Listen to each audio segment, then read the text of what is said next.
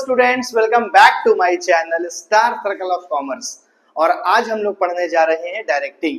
इससे पहले वाले लेक्चर में हम लोगों ने डायरेक्टिंग का मीनिंग और भी कुछ चीजों को समझा था, बट अब हम लोग डायरेक्टिंग का और आगे की प्रोसेस क्या है वो सारे चीजों को समझेंगे। जैसे कि मैंने आपको बताया था कि हमारा जो डायरेक्टिंग चैप्टर में टॉपिक्स है, डायरेक्टिंग, डेफिनेशन, इंपॉर्टेंस, प्रिंसिपल, यहां तक हम लोग पहुंच चुके थे। एलिमेंट, सुपरविजन को पढ़ेंगे, इंपॉर्टेंस ऑफ सुपरविजन, मोटिवेशन है, कम्युनिकेशन, ये सारी चीजों को आज हम लोग डिटेल से पढ़ेंगे। तो बिना टाइम को बर्बाद करते हुए बच्चे चलिए स्टार्ट करते हैं हम लोग अपने नए टॉपिक की ओर, जो कि हमारा है एलिमेंट ऑफ डायरेक्टिंग। ठीक है, प्रीवियस लेक्चर को आप पहले प्रॉपर तरीके से देख लीजिए, जिससे कि आपको आगे के लेक्चर को समझने में आसानी हो।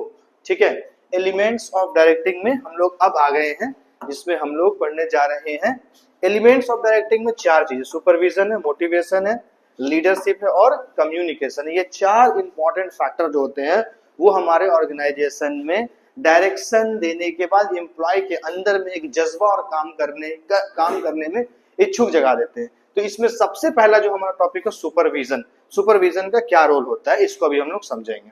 ठीक है, चलिए बात करते हैं सुपरविजन का। तो supervision means overseeing the work of subordinates to ensure it is done correctly and efficiently. A supervisor guides. सबसे पहले तो याद रखिए सुपरविजन का एक्चुअल काम क्या होता है, ओवरसीइंग, सारे चीजों को देखना जो उसके सबऑर्डिनेट्स है, मतलब उसके अंडर में जितने लोग काम कर रहे हैं उन लोगों को काम को प्रॉपर तरीके से देखना। साथ ही साथ सुपरवाइजर का काम क्या करता है, गाइड भी करना, ऑब्जर्व करना and support employ in day to day activity, यानी कि एम्प्लॉय को सपोर्ट भी करना। ये होता है किसका काम, सुपरविजन। ये किसका एलिमेंट है, डायरेक्टिंग का एलिमेंट है। ठीक है, दूसरा पॉइंट है मोटिवेशन। मोटिवेशन तो आप समझ ही रहे हैं, मोटिवेशन का मतलब होता है कि किसी को काम करने के प्रति उसके अंदर में इच्छा जगाना।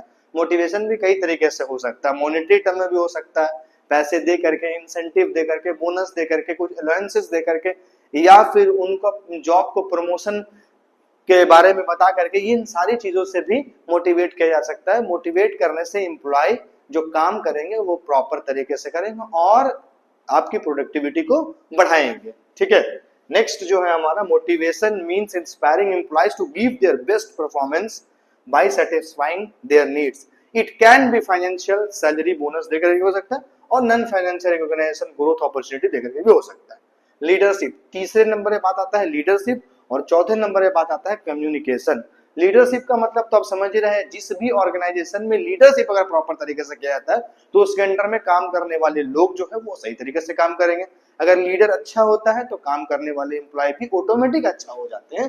जैसे यहाँ पे दिया गया, leadership is the ability of a manager to influence and guide employ toward achieving goal. A good leader creates confidence. एक अच्छे लीडर की पहचान होती है, क्रिएट क्या करता है, confidence, build moral and motivate employ to perform better, यानी कि मोटिवेट भी करता है, मोरल को भी बिल्डअप करवाता है, जिससे कि जो एम्प्लॉय आपके वो प्रॉपर और उसका परफॉर्मेंस अच्छा हो। नेक्स्ट पॉइंट हमारा जो है कम्युनिकेशन, ये चौथा पॉइंट है। Communication is the process of exchanging ideas. Communication का मतलब यही होता है कि अपने जो भी आइडियाज है वो दूसरे तक पहुंचाना, या कोई भी इंफॉर्मेशन दूसरे तक पहुंचाना। अब उसको किस तरीके से पहुंचाना ये भी इंपॉर्टेंट होता है। ठीक है, instruction and feedback between manager and employ. Effective communication ensure understanding, coordination and smooth functioning of the organisation. अगर प्रॉपर या इफेक्टिव कम्युनिकेशन किया जाए एम्प्लॉय के साथ तो ये ऑर्गेनाइजेशन के ग्रोथ में काम आएगा। तो ये चीज इंपॉर्टेंट होता है। In short the four main element of directing, supervision, motivation, leadership and communication. अब हम लोग इस चैप्टर में जो ये चार एलिमेंट है, ये चारों एलिमेंट को डिटेल से पढ़ेंगे। और एक बात आप जान ले कि ऐसा नहीं कि सुपरविजन को सिर्फ ऊपर ऊपर आपको पढ़ लेना है, नहीं। सुपरविजन, डायरेक्टिंग का जो पार्ट है, कम्युनिकेशन, मोटिवेशन और जो यहाँ पे दिया हुआ है लीडरशिप, ये चारों को भी डिटेल आपको पढ़ना है, जिससे कि इसमें किसी भी तरह का लॉन्ग क्वेश्चन भी आए तो आप आसानी से लिख सके। जैसे कि नंबर 1 बात आता है मीनिंग ऑफ सुपरविजन। हमने आपको क्या बताया कि सारे जितने भी ऑर्गेनाइजेशन में हमारे लोग काम कर रहे हैं, सारे लोगों को प्रॉपर तरीके से देखना, काम किस तरीके से किया जा रहा है, काम करने का क्या वे है, और अगर कुछ गड़बड़ है तो उसको गाइड करना, ये काम किसका होता है? सुपरविजन का होता है। जैसे मैं आपको बताता हूं, supervision means overseeing the work of subordinates and guiding them to perform their task efficiently. It is the process where a supervisor monitors the performance of employees, providing guidance, solve their problems and ensure that work is done as per plan. ठीक है, supervision का काम यही होता है, supervisor का काम यही होता है कि उसके अंडर में जितने भी लोग काम कर रहे हैं उसको प्रॉपर गाइड करना, ठीक है, उसके जो प्रॉब्लम्स है उसको सॉल्व करना, और साथ ही साथ जो प्लान किया गया है उस प्लान के अकॉर्डिंग काम को कराना। ठीक है, इन सिंपल वे, शॉर्ट में हम इसको समझ सकते हैं कि watching, guiding, supporting worker in their work. सबसे पहले तो देखना काम कैसे हो रहा है, काम करने का क्या तरीका है, हमारे अंडर में जो एम्प्लॉइज काम कर रहे हैं वो किस तरीके से काम कर रहे हैं, ये चीज को देखना। दूसरा, उसको गाइड करना और साथ साथ सपोर्ट भी करना। ये मतलब होता है सुपरविजन का। इंपॉर्टेंस ऑफ सुपरविजन, किसी ऑर्गेनाइजेशन में सुपरवाइजर, सुपरविजन का क्या इंपॉर्टेंट होता है, तो इसमें कुछ इंपॉर्टेंट पॉइंट हमने लिखा है, जैसे कि ensure work is done properly. पहला जो है, वर्क जो है पूरा प्रॉपर तरीके से कंप्लीट करवाना। इंप्रूव इफिशियंसी, कार्य क्षमता को बढ़ाना। मेंटेन डिसिप्लिन, यानी कि टाइम पे प्रॉपर आपका एम्प्लॉय आ रहा है, टाइम पे काम कर रहा है, टाइम पे जा रहा है, सारा चीज प्रॉपर तरीके से हो रहा है। Act as a link, improve motivation and moral, ensure better utilization of resources। और लास्ट जो है बहुत इंपॉर्टेंट पॉइंट है कि जो भी आपके पास साधन है, जो भी आपके पास सोर्सेस है, उसका प्रॉपर तरीके से इस्तेमाल हो रहा है या नहीं, और वो प्रॉपर तरीके से इस्तेमाल करवाना, ये इंपॉर्टेंस होता है किसका? सुपरविजन का। ठीक है, तो चलिए इसको लाइन बाय लाइन हम लोग समझते हैं, जिससे कि आप एग्जाम में पूरा प्रॉपर तरीके से आसानी से लिख सके। ठीक है, और ये जो टॉपिक चल रहा है ये बहुत ही इंपॉर्टेंट टॉपिक है आपके एग्जाम पॉइंट ऑफ व्यू के लिए। Number 1, ensure work is done properly. Supervision help employee to perform task correctly. ठीक है, सुपरविजन का काम ही यही होता है कि जो उसके अंडर में एम्प्लॉय काम कर रहे हैं उसका टास्क प्रॉपर करेक्टली काम करे, according to instruction and standards, यानी कि जो प्लान, जो इंस्ट्रक्शन दिया गया उसके अकॉर्डिंग। ठीक है, नेक्स्ट पॉइंट हमारा आता है इम्प्रूव इफिशियंसी। इम्प्रूव इफिशियंसी मतलब काम करने की क्षमता, प्रोडक्टिविटी बढ़ाना। जैसे कि सुपरविजन गाइड करता है। दूसरा, solve problem and motivate them which increase productivity, यानी कि प्रोडक्टिविटी मतलब प्रोडक्शन को बढ़ाना, एंड रिड्यूस वेस्टेज, और ऐसे काम से बचना जिस काम को करने से कोई फायदा ही नहीं ऑर्गेनाइजेशन, यानी कि जो प्लान किया गया उसके अकॉर्डिंग काम करना, ना कि कुछ इधर उधर का काम आपको करना। तो ये आपका दूसरा पॉइंट है। थर्ड नंबर पे बात आता है maintain discipline. Regular supervision develop a sense of responsibility and discipline among worker, यानी कि अगर आप रेगुलर लगातार सुपरवाइजरी करते रहेंगे, सुपरविजन करते रहेंगे, तो उससे एक फायदा होगा कि आपका जो एम्प्लॉय है जिस टाइम पे उसको बुलाया गया वो टाइम पे आएगा, जो काम दिया गया वो काम करेगा, एंड जो मेन इंपॉर्टेंट चीज है वो बीच में जो फाकी मारता है, जिसको आइडियल टाइम बोलते हैं, जब तब इधर उधर, वो नहीं करेगा, यानी कि अपने काम के प्रति वो पूरी ईमानदारी से रहेगा, पूरी ईमानदारी से काम करेगा। इसी को बोला जाता है मेंटेन डिसिप्लिन, यानी कि ये भी एक इंपॉर्टेंट पॉइंट है। Act as a link, a supervisor act as a link between management and worker. देखिए, इसको हम लोग मीडिएटर भी बोल सकते हैं। यहाँ पर जो सुपरवाइजर का काम हो रहा है सुपरविजन का, तो आप ये चीज समझ जाइए कि ये मीडिएटर है किसका? मैनेजमेंट और वर्कर का। ठीक है, यहाँ पे एक आदमी, यहाँ पे एक आदमी, और बीच में कौन है भाई? सुपरवाइजर है। सुपरवाइजर क्या करता है कि ये जो मैनेजमेंट और वर्कर के बीच में जो है ना रिलेशन जोड़ता है। जैसे कि मैनेजमेंट ने कोई इन्फॉर्मेशन दिया, वर्कर से ये काम करवाए, तो सुपरवाइजर के जरिए करवाया जाता है, और वर्कर को कोई चीज की जरूरत है तो सुपरवाइजर को बोलता है, जिससे बात कहाँ पहुंचता है?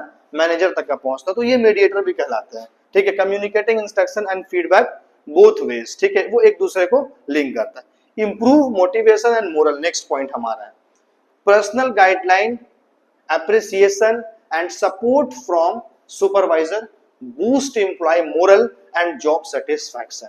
ठीक है, सुपरवाइजर का जो सुपरविजन का जो एक और इंपॉर्टेंट पॉइंट है वो ये है कि वो सबसे पहले तो अपने अंडर में काम करने वाले सबऑर्डिनेट्स को मोटिवेट करता है, उसको ये आश्वासन दिलाता है कि आपका जॉब जो है वो सिक्योर है, जिससे कि उसके अंडर में काम करने वाले एम्प्लॉय अपने काम को पूरी ईमानदारी से करते हैं। तो ये भी एक इंपॉर्टेंट है सुपरविजन का। ठीक है, ensure better utilisation of resources. हमने क्या बताया कि जो भी आपके पास साधन है, नेक्स्ट पॉइंट हमारा है ensure better utilisation of resources, मतलब जो आपके पास साधन है जिसका इस्तेमाल कर रहे हैं आप, अपने ऑर्गेनाइजेशन में किसी भी सामान का प्रोडक्शन करने के लिए, ठीक है।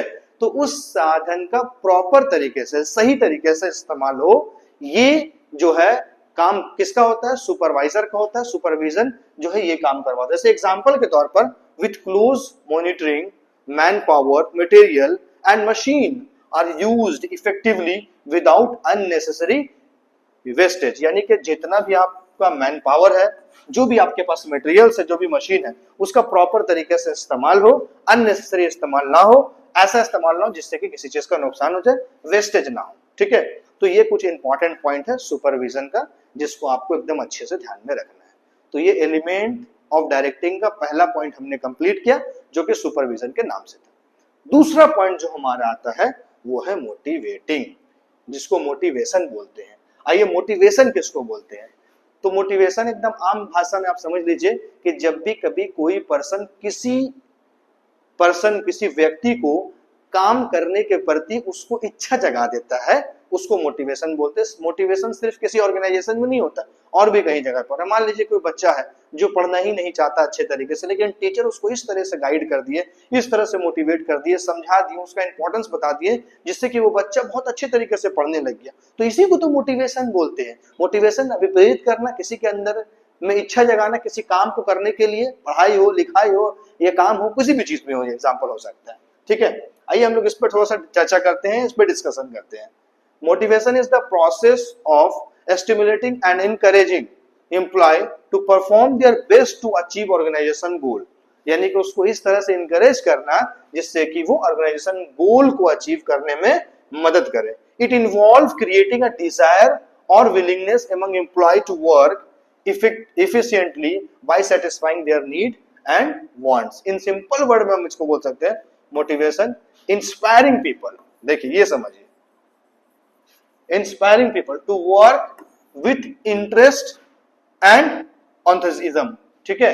तो यानी कि जो भी पीपल को ऐसे इंस्पायर करे कि लोग जो है पूरा इंटरेस्ट लेकर के आपके ऑर्गेनाइजेशन में काम करें। तो ये हमारा मीनिंग है किसका?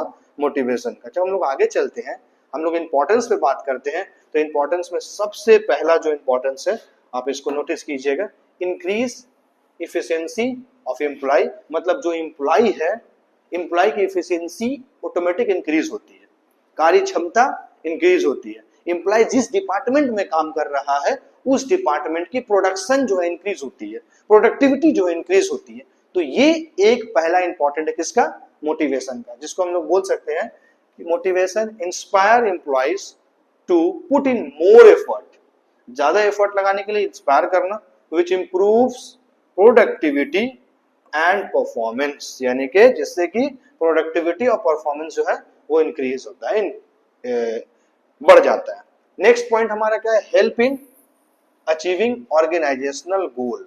ऑर्गेनाइजेशनल गोल जो है उसको पूरा करने में मदद करता है, दूसरा पॉइंट।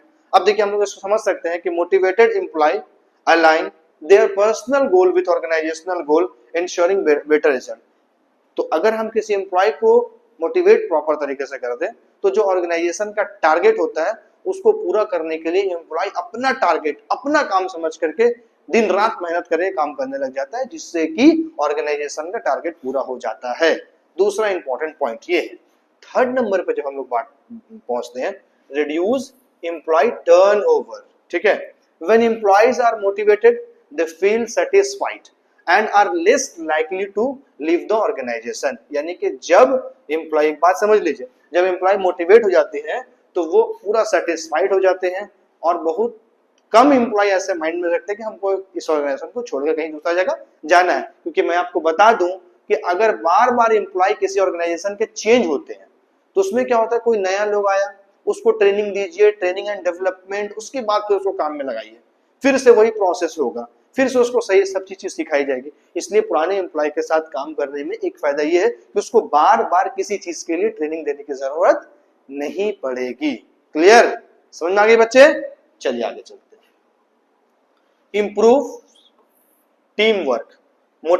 मोटिवेशन इनकरेज, एक बात आप ध्यान से समझिएगा, motivation encourage cooperation and coordination leading to a positive work environment. यानी कि मोटिवेशन से इस बात को इनकरेज होता है कि आपस में कोऑर्डिनेशन जो है वो बने रहता है, टीम वर्क आपका बेहतर होगा। बात समझ रहे ना, टीम वर्क अच्छा होगा, सारे लोग आपस में एक दूसरे के साथ कोऑर्डिनेटेड रहेंगे, कोऑर्डिनेशन के साथ काम करेंगे, मतलब मिलजुल के काम करेंगे। मोटिवेटेड एम्प्लॉय मिलजुल के काम करते हैं, ठीक है, तो ये एक एडवांटेज है। Next, build positive attitudes. Build positive attitudes, जैसे कि यहाँ पे motivated employees develop loyalty, commitment and enthusiasm toward their work, यानी अपने काम के प्रति जो है वो एकदम लॉयल रहेंगे, ठीक है।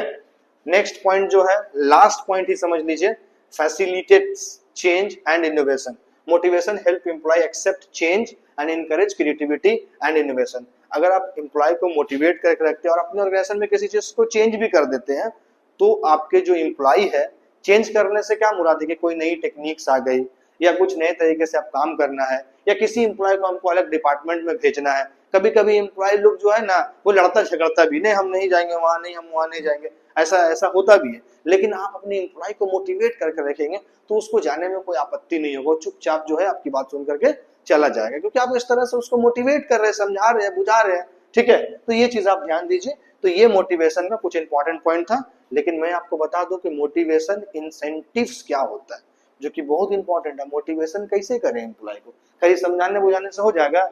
अगर हम अपने एम्प्लॉय को खूब समझा रहे हैं, वो तो पगला हो जाएगा।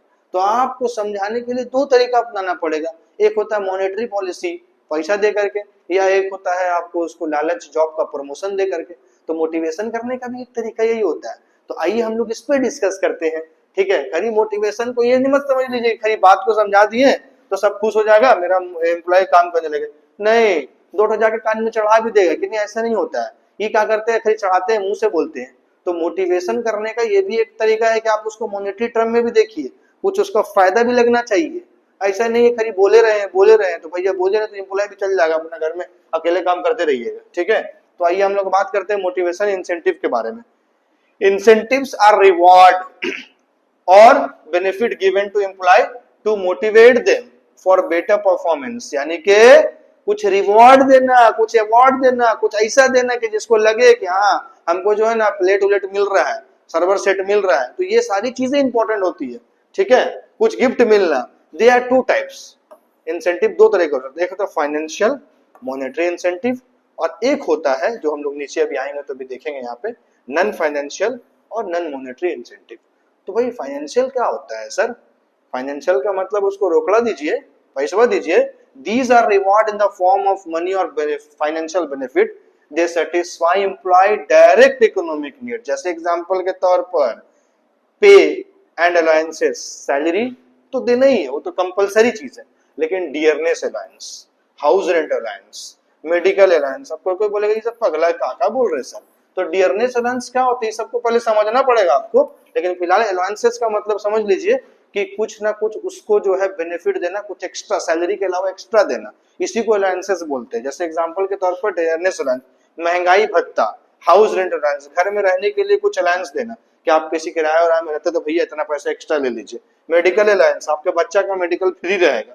तो ये सब अलायंसेस देने से एम्प्लॉय मोटिवेट होता है कि हमारे ऑर्गेनाइजेशन में ये सब फायदा है हमको, ठीक है। नेक्स्ट क्या है, bonus, extra payment given in additional to salary.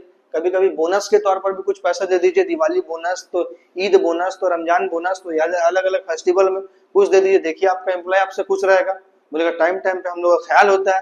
तो ये आपका होता है monetary. Profit sharing, sharing a portion of company's profit with employ, यानी कि कभी कभी ऐसा भी होता है कि बीच बीच में बोनस के अलावा भी कुछ प्रॉफिट जब ज्यादा हो गया कंपनी को तो कंपनी शेयर कर देता है। Co partnership, stock option giving share of company to employ, company share भी दे सकती है जिससे कि एम्प्लॉय मोटिवेट होगा। रिटायरमेंट बेनिफिट दीजिए, बताइए उसको कि पेंशन मिलेगा आपको, पीएफ मिलेगा, ग्रेचुइटी मिलेगा, ठीक है। परक्विजिट्स में कुछ फैसिलिटीज दीजिए, कार दे दीजिए आप, है ना, आपका इसमें ऑर्गेनाइजेशन में कोई जिम्मेदार उसको कार दे दीजिए, ऐसा भी नहीं, जो जिस पोस्ट में उसके अकॉर्डिंग उसको काम देना है।